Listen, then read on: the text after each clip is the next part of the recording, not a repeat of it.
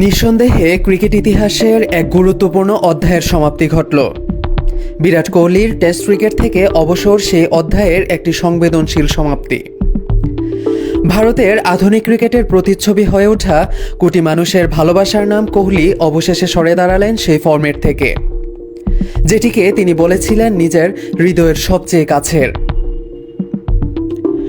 মাত্র কয়েকদিন আগেও গুঞ্জন ছিল টেস্ট ক্রিকেট থেকে অবসর নিতে পারেন কোহলি, আর আজ সেই জল্পনা পরিণত হয়েছে বাস্তবে।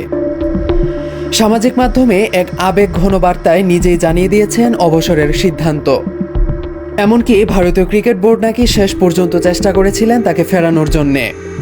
এমনকি কিংবদন্তি সচিন টেন্ডুলকারের মাধ্যমেও অনুরোধ করা হয়েছিল। কিন্তু কোহলি নিজের মনে ঠিক করে ফেলেছেন যে তিনি বিদায় নেবেন। এই বিদায়টাই সঠিক সময়ের। কোহলির এই অবসর আসে রোহিত শর্মার বিদায়ের মাত্র 5 দিনের মাথায়। এর আগে রবিচন্দ্রন অশ্বিনও সরে দাঁড়িয়েছিলেন আন্তর্জাতিক টেস্ট ক্রিকেট থেকে। এক যুগ ধরে ভারতীয় টেস্ট ক্রিকেটের 3টি স্তম্ভ রোহিত, অশ্বিন ও কোহলি এক এক করে সরে যাওয়ায় ভারতের ক্রিকেট একটি অধ্যায়ের অবসান হলো। 36 বছর বয়সে কোহলি আপাতত ওয়ানডে ক্রিকেটে মনোনিবেশ করবেন, যেখানে তার পরিসংখ্যান সবচেয়ে উজ্জ্বল। টি-20 আন্তর্জাতিক থেকে আগেই বিদায় নিয়েছেন, যদিও আইপিএলে এখনও দারুণ ছন্দে খেলে চলেছেন। তবে সবচেয়ে বড় নাড়া দেওয়ার মতো খবর নিঃসন্দেহে কোহলির টেস্টের বিদায়।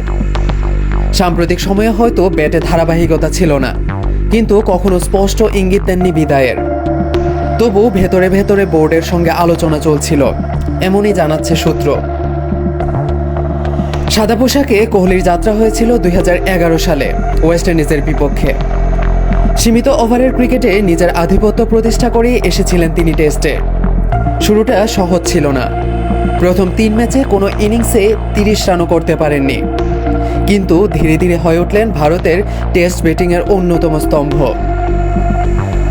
অস্ট্রেলিয়ায় 2014-15 মৌসুমে এক সিরিজে 4টি সেঞ্চুরি করে নিজের জাত চিনিয়ে দেন তিনি। সেখান থেকে শুরু কোহলি যুগ। নেতৃত্ব পান MS ধোনির বিদায়ের পর। তার নেতৃত্বে ভারত টেস্টে নতুন উচ্চতায় পৌঁছায়, ঘরের মাঠে যেমন তেমনি বিদেশের মাটিতেও। অধিনায়ক হিসেবে 68 টেস্টে 40 জয়, হার মাত্র 17টিতে। পরিসংখ্যানে তিনি ভারতের সবচেয়ে সফল টেস্ট অধিনায়ক। ব্যাটসম্যান হিসেবে তিনি শুধু পরিসংখ্যানেই নন, মানসিক দৃঢ়তায়, আগ্রাসী ভঙ্গিতে দলের জন্য প্রতিনিয়ত লড়াই করে হয়ে উঠেছিলেন আদর্শ। ইংল্যান্ড সফরের দুর্বল পারফরমেন্সের পর 4 বছর পর ফিরে সেই দেশেই করেছেন 538 রান। তার সেই প্রত্যাবর্তন ক্রিকেট জগতের কাছে অনুপ্রেরণার প্রতীক। 2016 থেকে 19 ছিল তার সোনালী সময়, গড় 70-এর আশেপাশে। সেঞ্চুরি চলছিল প্রায় ধারাবাহিকভাবে। 60টি ডাবল সেঞ্চুরি, অধিনায়ক হিসেবে 20টি সেঞ্চুরি, 5864 রান, অন্য কারো তুলনায় অনন্য। তবে কোভিডের পর সময়টা তার মতো হয়নি। ব্যাটে ধারাবাহিকতা কমে আসে, সেঞ্চুরি আসা বন্ধ হয়ে যায়।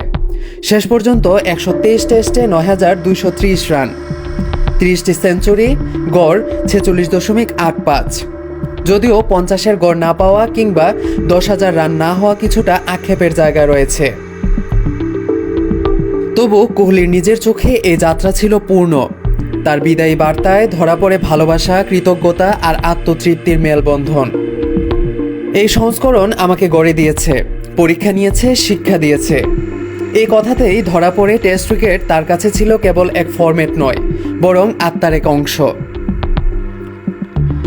কোহলি সরে গেলেন, কিন্তু রেখে গেলেন ইতিহাস। এমন একজন খেলোয়াড় যার ব্যাটিং ছিল আবেগ। ক্রিকেট বিশ্ব কোহলিকে টেস্ট ক্যাপ পরে আর দেখবে না, কিন্তু তার কীর্তি ও প্রভাব চিরকাল রয়ে যাবে সাদা পোশাকের ইতিহাসে।